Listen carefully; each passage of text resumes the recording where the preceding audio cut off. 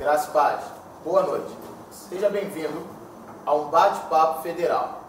Nessa noite eu tenho certeza que muitas coisas serão esclarecidas ao seu entendimento quanto o que um candidato a deputado federal faz. Estamos aqui nessa noite com o nosso candidato a deputado federal, Apóstolo Paulo. Seja bem-vindo, apóstolo. Tenho certeza que nessa noite o apóstolo irá esclarecer muitas dúvidas que você possa ter. Antes de iniciarmos tudo aqui, eu quero que você conheça um pouco quem é o apóstolo Paulo, o candidato a deputado federal. Apóstolo, gostaria que o senhor dissesse às pessoas que estão lhe ouvindo e lhe vendo quem é o senhor hoje. Amém, boa noite, graça e paz. É um prazer estar falando a você, morador da cidade, do estado do Rio de Janeiro, do Parque Columba em particular, você que é da Baixada Fluminense, São João de Meriti e os lugares mais próximos aqui. É uma alegria poder falar com você. Eu sou Paulo Santana, apóstolo Paulo. Eu estou casado há 41 anos com a mesma esposa, a apóstola Zelina. Tenho 2 filhas, Tatiana e Thaisa. Tenho 5 netos, não vou mencionar o nome de cada um, mas são 5 netos. Estou neste bairro particularmente trabalhando há 23 anos no Parque Columba. Eu, por formação, sou bacharel em teologia, também tenho outros cursos. Eu fiz, embora não tenha colado grau, mas eu fiz ciências políticas, ciências sociais, com habilitação em ciência política, na Universidade do Estado do Rio de Janeiro. Estudei pedagogia, estudei direito, estudei psicologia e também fiz uma parte do curso de mestrado em teologia. Então, em termos de habilitação e formação, Deus me deu a graça de estudar bastante. E esse é o apóstolo Paulo. Agora que já conhecemos um pouco mais sobre o nosso candidato, nós vamos começar uma fase de perguntas e respostas. Tenho certeza que o candidato está pronto e preparado para todas elas. E a primeira pergunta que nós temos hoje aqui nessa noite é da competência do deputado federal fazer indicações e dotações orçamentárias para obras específicas, de infraestrutura e muito mais. Qual é a sua proposta nesse sentido que alcançaria o Parque Columba? Carlos, o Parque Columba tem sido um bairro bastante prejudicado, porque tem bastante indicações do que deve ser feito, porém não tem a dotação de verbas para que o que está proposto seja realizado. Então, por exemplo, uma das coisas mais críticas no Parque Columba é a sazonalidade da enchente. Praticamente todos os anos a enchente vem, intensidade maior ou menor, mas vem. E é vontade do prefeito, é vontade dos governadores, é vontade dos vereadores que essas coisas sejam solucionadas. Mas porque essa região nunca tem uma representação comprometida com esse lugar, então nunca há uma indicação de uma verba federal que realize de fato essa ação, que dê liberdade ao prefeito, que dê liberdade aos gestores públicos a concluírem essa obra. E por não haver essa dotação, não haver essa indicação, o Rio está sempre aí, as obras paliativas são feitas, mas as definitivas não, porque elas são muito caras e geralmente o orçamento, puro e simples, do município não dá conta disso. Precisaria que houvesse uma indicação de uma verba de ordem de cunho federal, ou do BNDES, ou Caixa Econômica. Alguém deveria financiar isso, dotar uma verba capaz de começar e terminar a obra. Então, é competência, é uma atribuição do deputado federal fazer isso. Então, por não haver nenhum deles comprometidos com essa região, então isso nunca é feito. Geralmente é feito por boa vontade do prefeito, boa vontade de alguém que se interessa por essa região, mas nunca é uma verba que permita começar e terminar o que precisa ser feito. Então sempre é feito alguma coisa paliativa. E nós temos como proposta, vindo a representar o Rio de Janeiro como deputado federal em Brasília, a minha responsabilidade, o meu compromisso com essa região da cidade é fazer com que haja uma verba específica dotada em orçamento que dê liberdade ao prefeito de fazer a obra acontecer, porém não paliativamente, definitivamente. Muito bom. Isso abre a nossa próxima pergunta. Sabemos que o senhor é apóstolo do M12 no estado do Rio de Janeiro e faz parte de um governo chamado Governo do Justo. Mas o que qualifica o senhor a ser deputado federal no estado do Rio de Janeiro? Em parte, a minha formação. Eu tenho 62 anos de idade, nunca exerci um cargo público no sentido de aspecto legislativo, embora já tenha tido experiências na área administrativa, do executivo, porém não no legislativo. Eu sei que muitas pessoas têm sido indicadas a ir representar o Rio de Janeiro e Brasília. O Rio de Janeiro tem 46 deputados federais, mas é bem provável que o morador do Parque Colúmbia, de Pavuna, São João de Meriti e outros lugares, não saberiam citar o nome de 5 deles, porque não há um interesse real em solucionar problemas da comunidade, e do estado, da cidade, e dos vários municípios, até porque o deputado federal, a função dele não é representar um bairro, ele é um representante do estado. É certo que não há como legislar pensando em 92 municípios. Então, outros deputados federais farão isso por outras regiões. Eu espero que o Grande Acari, a Grande Pavuna, São João de Meriti, Baixada Fluminense, tenham em mim um representante que vá levar as demandas dessa região para as questões do governo federal e propor, por indicação daquilo que couber no orçamento da União, e as leis que sejam necessárias para destravar as atribuições, as competências e as ações que precisam ser feitas aqui. A terceira pergunta é um pouco mais profunda. O candidato falou aqui na apresentação que o senhor teve uma única esposa, tem uma única esposa, tem 2 filhas, 5 netos. Então, o senhor é conservador dos princípios da família. Qual é a sua opinião como candidato a federal com ideologia de gênero? Esse é um problema que surgiu com muita força nesse período de governo, esses últimos 15, talvez 20 anos de governo no Brasil. Eu fiz parte da universidade, estudei na UERJ, eu estudava Ciências Sociais. Eu fiz parte das pesquisas iniciais e dos debates iniciais, onde essas questões estavam sendo mais trazidas a público, lá por volta de 1996, por aí. A ideologia de gênero é, na realidade, uma tentativa de construir parâmetros para quebrar a família, para quebrar aquilo que está estabelecido biblicamente. Quando Deus fez todas as coisas, Ele criou o homem e a mulher. E fez o homem masculino e a mulher feminina. Então, qualquer tentativa de mudar isso é contrário aos princípios que eu creio da palavra de Deus.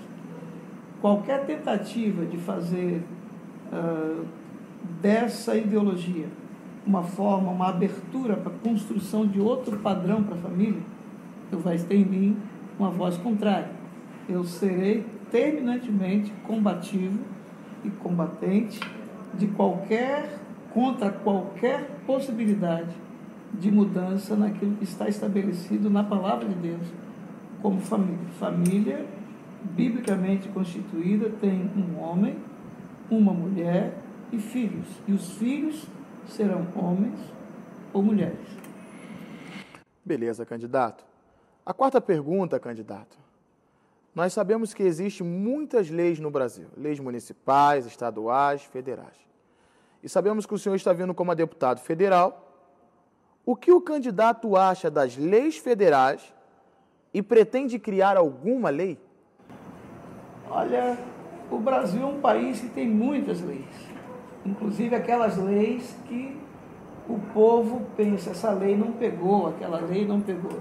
Há muitas leis que não são aplicadas, há muitas ações que não são fiscalizadas. É certo que é atribuição do deputado federal propor leis, projeto de leis. Ele não faz a lei, propõe, apresenta um projeto, mas o plenário da Câmara tem que votar, essas leis depois passam pelo Senado, depois pela sanção do presidente. Então, em princípio, sim, é possível que seja apresentado algum projeto de lei. Por exemplo, eu acho que uma das coisas sobre a qual eu me debruçarei será sobre as questões dos planos de saúde, por exemplo. Uma vez que a saúde no Brasil foi terceirizada, o setor público não atende com a competência necessária aquilo que a Constituição diz, que é direito da população, que é direito à saúde, então surgiram os planos de saúde. Mas há muita iniquidade sendo praticada nesse segmento. Por exemplo, uma pessoa pode pagar um plano de saúde durante 20 anos, usar 5 ou 6 vezes, mas lá no 21º ano ele parou de pagar por alguma razão, fez alguma coisa ou uma crise financeira como agora, a pessoa pode ficar impossibilitada de pagar, e ao parar de pagar, ela corre o risco de perder os 20 anos que colocou ali. Não tem nada que lhe assegure algum direito. Então, eu vou me debruçar sobre isso, se houver possibilidade de legislar sobre isso, protegendo o interesse das pessoas que têm o plano, porém que correm o risco de, no futuro, em algum momento, por uma incapacidade financeira, perder esse direito. Então, essa é uma das ações sobre a qual eu vou me interessar muito em pesquisar, me acercar de informações. Se couber um projeto de lei, farei nessa direção.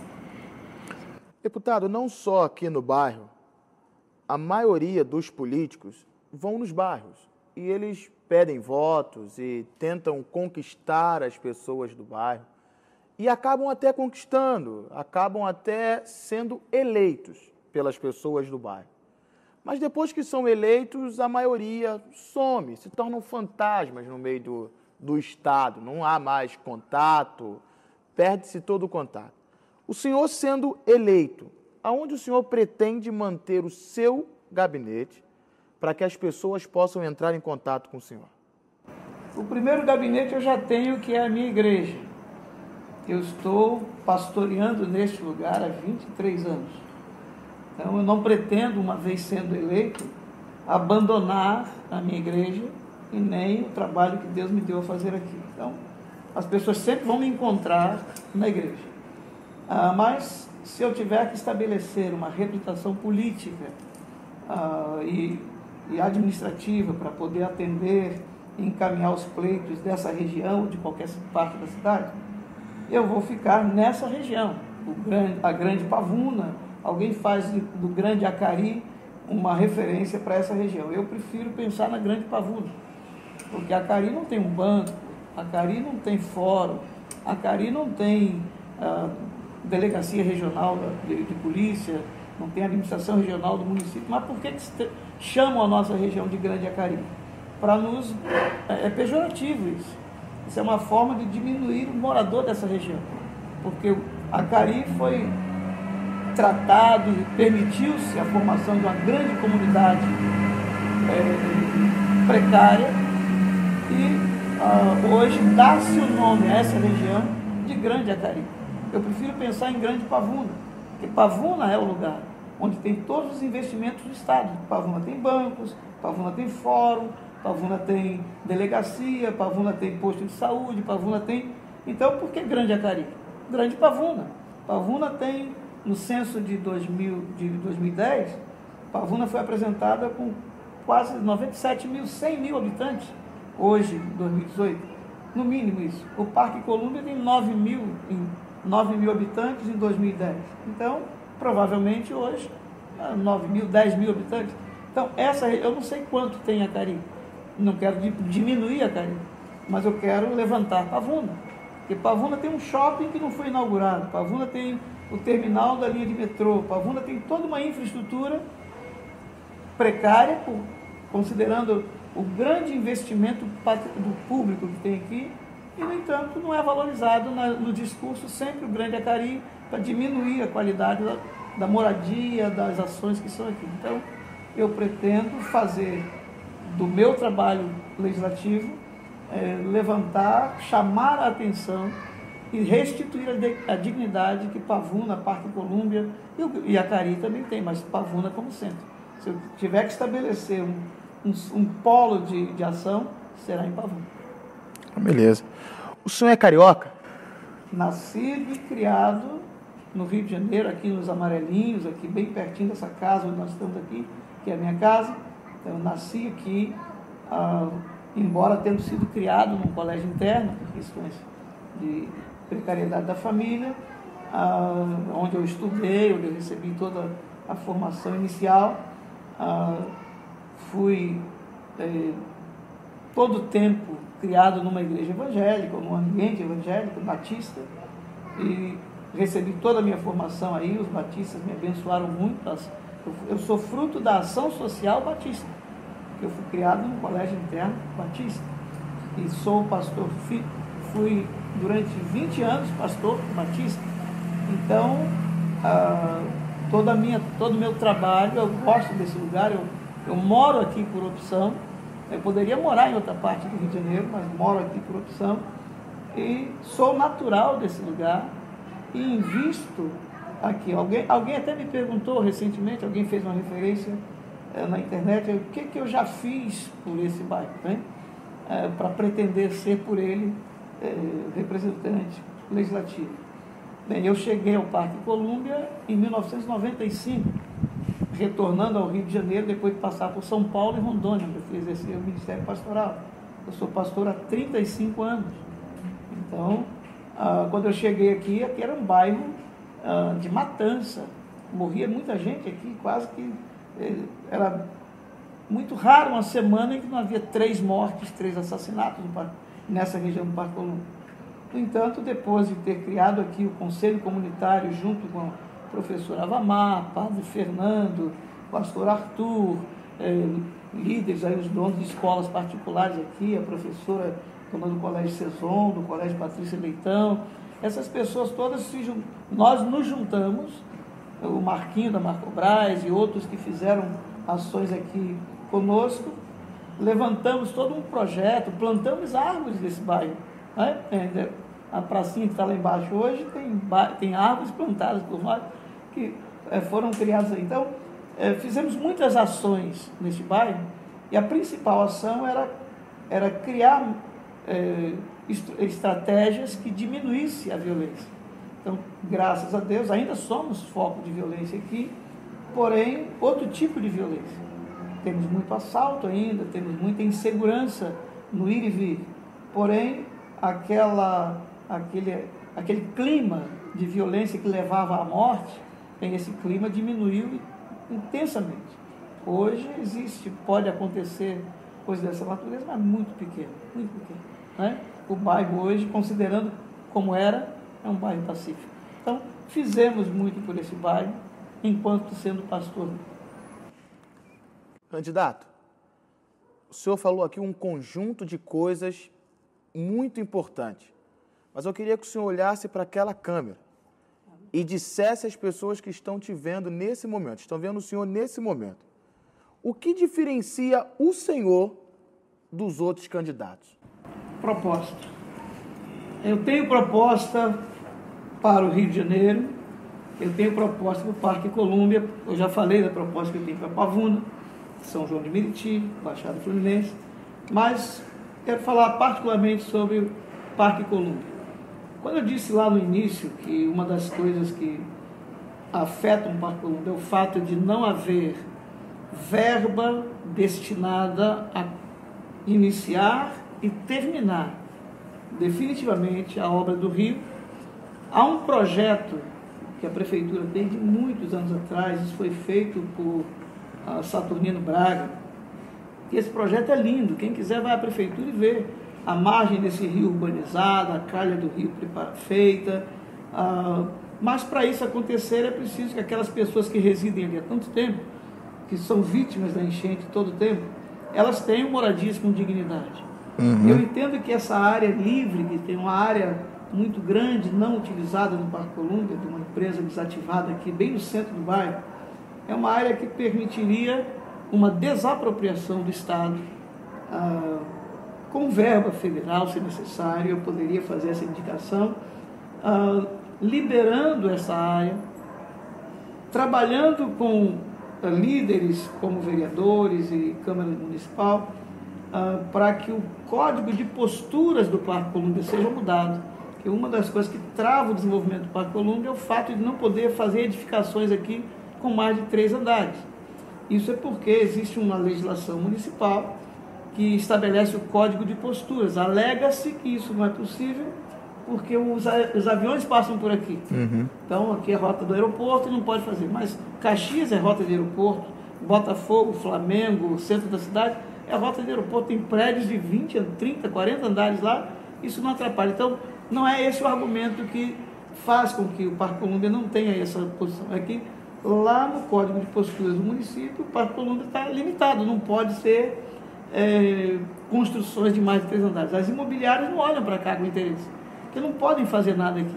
Mas se houver a possibilidade, eu creio que essa é uma bandeira que eu levanto e me comprometo com a população, estando em Brasília, trabalhar pela indicação de recursos, verbas federais, para resolver o problema, para possibilitar que a Prefeitura do Rio de Janeiro, o Estado do Rio de Janeiro, resolva o problema das águas aqui no Rio Acari, a calha do rio e a urbanização ali.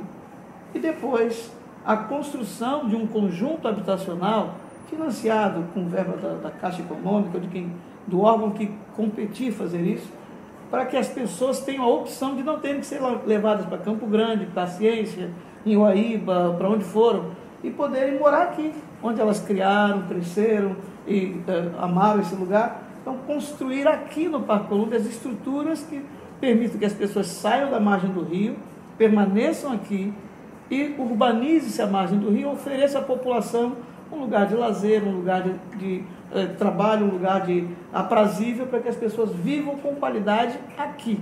E nós desenvolvamos o comércio, o transporte e até a residência aqui. Amém? Então, isso me diferencia dos outros candidatos. Muito bom, candidato.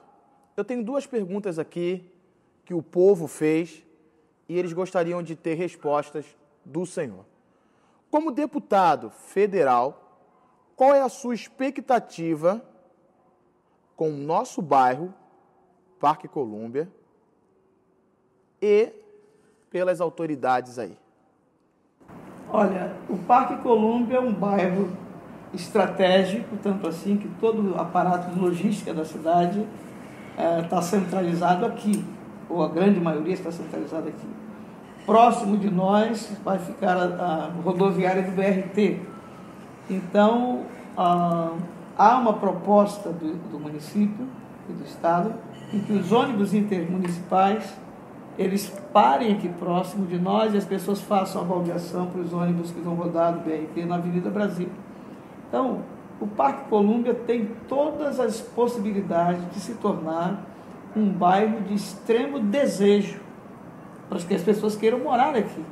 Então, fazer aquela obra do rio, urbanizar a margem do rio, fazer ciclovia, fazer quadras, fazer atividades poliesportivas ali e ter a condição de desenvolver condições para que os empresários construam aqui um conjunto habitacional que traga essas pessoas, tire as pessoas dali e as coloque aqui, morarem com dignidade. Todos aqueles que são afetados pela enchente teriam preferência nesse tipo de moradia, nós, fazendo parceria com a Prefeitura do Rio, fazendo parceria com o governo do Estado e defendendo esses interesses em Brasília, certamente os recursos possibilitarão que isso aconteça. Então, a minha expectativa é que o Parque Colúmbia se torne o bairro que ele tem vocação para ser, um bairro de grande importância para a cidade do Rio de Janeiro. Outra pergunta. O senhor sendo eleito a deputado federal, o que o senhor pretende fazer agora pela cidade do Rio de Janeiro e quais são as suas pretensões? Bem, pela cidade do Rio de Janeiro, eu trabalharia pela paz. Tudo que eu puder, como deputado federal, como parceiro do prefeito da cidade, buscando essa parceria, buscando parceria com o governo do estado, ver com eles como eu posso, estando em Brasília, cooperar para que não falte recursos para a segurança do Rio de Janeiro. Tudo que for necessário fazer, se houver parcerias que sejam necessárias com o governo federal, que estejam travadas em algum escaninho, em algum lugar, então eu me proponho a ser essa voz em Brasília, para que a cidade do Rio de Janeiro tenha paz. Nesse momento agora aqui do nosso bate-papo federal, vai ter um quadro chamado Qual é a Sua Opinião? Alguns vídeos na internet circulam, acontecem algumas coisas e acabam chocando a sociedade de alguma forma. Agora, recentemente, foi-se postado um vídeo de 2 adolescentes comemorando uma festa, um aniversário e beijaram na boca. Qual é a sua opinião quanto a isso, candidato? Bem, eu vi esse vídeo, eram 2 meninos. E pela ovação, pela palavra ali, parecia que a família estava ali, ou pelo menos os familiares estavam ali. Se estavam ali, estavam apoiando isso. Bem, a minha opinião, eu já disse lá atrás, isso está frontalmente contrário a tudo aquilo que eu prego há 35 anos como pastor, aquilo que eu defendo há 23 anos nesse lugar como pastor. Então, terão em mim uma voz contundente contra isso. Eu sou terminantemente contrário a qualquer possibilidade de dar publicidade a essas ações, ainda mais quando se afeta crianças, porque a gente vê a mídia falar tanto, vê tantas pessoas virem a público falar de ações que afetam os interesses desse segmento que propõe essas ações. Mas quando essas ações estão lá, não há nenhuma manifestação deles em contrário, porque são crianças, são meninos. Então, não são referência para a família, não são referência para aqueles que estão em formação. Então, se os pais e os familiares não vão coibir, eu serei uma pessoa que vai trabalhar contra qualquer possibilidade de veiculação e de glamorização desse tipo de postura. Sou contrário. Muito bom. Ideologia de gênero zero, segundo o candidato. Segundo ponto também não deixa de ser importante, é muito importante. Tem um vídeo também que está circulando de um aluno que bate na professora porque a professora lhe deu nota baixa. O senhor falou aqui que estudou em colégio interno e tudo mais, cresceu. Qual é a sua opinião quanto a isso? Bem, a minha opinião é de que essa política que se estabeleceu por esse governo, por esse tempo de governo de esquerda no Brasil, é a desconstrução do respeito, da honra e da ordem. Então, hoje, professores já não são como no meu tempo de infância, não são respeitados como era assim. Eu sou do tempo em que eu entrava, quando o professor entrava em sala de aula, a gente ficava em pé. Honrava o professor. Bom dia, professor, bom dia. E se chegávamos à escola, eu não me lembro agora se era toda vez, mas pelo menos uma vez na semana, hasteava-se a bandeira e cantava-se o hino nacional. Então, eu sempre olhei para uma professora e professores como sendo uma autoridade. A gente respeitava aquela pessoa. Então, hoje, porque foi desconstruído isso, as crianças não chegam à escola como vendo o professor, a professora como autoridade. Vem como uma pessoa que está ali para ocupar o tempo, um tempo de aula, alguma coisa assim. Então, a minha opinião é de que uma pessoa, um garoto, um menino, um adolescente, seja lá quem for, que faça isso, devesse ser punido severamente. No meu tempo, isso é exclusão da escola, é expulsão da escola, suspensão da escola. Hoje não tem nenhuma punição ao aluno, tem punição ao professor. Se um professor agir de uma forma um pouco mais contundente com o aluno, ele pode perder o emprego, processado, fazer mil coisas, mas o aluno pode fazer essas aberrações. Isso é falta de autoridade e disciplina do Estado, para respaldar o professor em sala de aula. O professor já não tem defesa, tem mães que vão à escola fazer isso. Então, eu sou terminantemente contrário a que tais coisas continuem acontecendo. Sou defensor de uma política educacional severa, porque os alunos precisam aprender disciplina. Candidato, nós vamos falar sobre segurança agora. Aconteceu, não aqui no nosso estado, mas no estado de São Paulo, onde uma policial, em proteção dos seus filhos, das mães que estavam ao redor, na frente de uma escola, baleou um humilhante. Foi criticada, outros a apoiaram. Qual é a sua opinião em relação a esse caso? A minha opinião é que ela deva ser condecorada. Ela é uma agente de segurança do Estado que tem por função proteger. E ela estava protegendo. Só que existem aqueles que levantaram vozes contrárias, são aqueles que propõem ou pretendem ser defensores de direitos humanos. Mas todos os dias acontecem assaltos em que o assaltante leva vantagem. E muitas vezes a vítima vem a falecer. E não há essa preocupação quando quem falece é a vítima. Às vezes até falece o policial. E não há uma manifestação dos tais defensores de direitos humanos. Mas quando o ofensor, o criminoso, é vítima, por incrível que pareça, as manifestações aparecem a favor dele. Então, eu sou terminantemente a favor do policial ter, como o Bolsonaro tem dito, excludente de ilicitude, para que ele possa exercer o direito à segurança com a responsabilidade de não vir a ser punido, como tem sido feito, como se ele tivesse infringido uma lei ao proteger crianças da porta de uma escola, e até o próprio filho, no caso daquela senhora, como se tivesse ela sido a criminosa. Ela agiu em defesa do direito. Então, que nós proponhamos leis que protejam os agentes de segurança que exercem no seu ambiente de trabalho e em função do seu trabalho o direito de proteger a sociedade. Eu sou terminantemente a favor de que tais policiais, no exercício do seu trabalho de segurança do Estado, sejam homenageados e não punidos. Muito bom. O próximo assunto alcança o estado do Rio de Janeiro inteiro. O senhor, como candidato federal, vai cuidar de hospitais federais. Agora, recentemente, no Hospital Federal do Estado do Rio, um senhor morreu por não ser atendido imediatamente. Qual é a sua opinião quanto a isso? Carlos, parte do problema na área de saúde, seja no federal, estadual, municipal, veio da terceirização.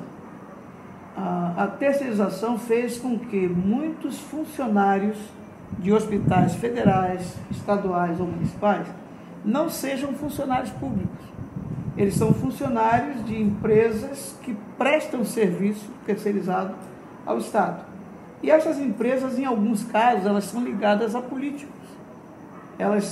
As pessoas são contratadas não pelo mérito de serem aprovados em um concurso público, de serem alguém que se especializou, estudou para isso, não.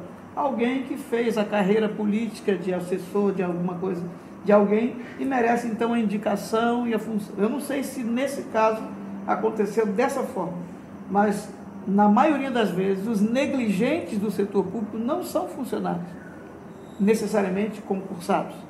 Quase sempre são pessoas que estão, entre aspas, protegidos por algum mandado, por algum respaldo político de alguém, e se sentem acima da possibilidade de serem demitidos. Às vezes há funcionários públicos também que têm essa postura negligente no trabalho. eu sou a favor de que se faça fiscalizações periódicas, se façam revisões periódicas para verificar onde existem lacunas na eficiência e se propõe eficiência. Caso contrário, propõe-se a demissão, a substituição e a otimização do serviço público, para que essas coisas não aconteçam mais. Porque verba para isso a saúde tem. O orçamento da saúde no Brasil em 2018, o Ministério tem 131 bilhões de reais para gastar. Não falta recurso, falta gestão e falta fiscalização dos deputados federais sobre as verbas que são destinadas, são enviadas, porém não são necessariamente colocados a serviço da população. Eu serei um deputado que vou fiscalizar, não apenas propor, indicar que sejam liberados recursos, mas fiscalizar a aplicação do recurso, ainda que seja num hospital como aqui. Né?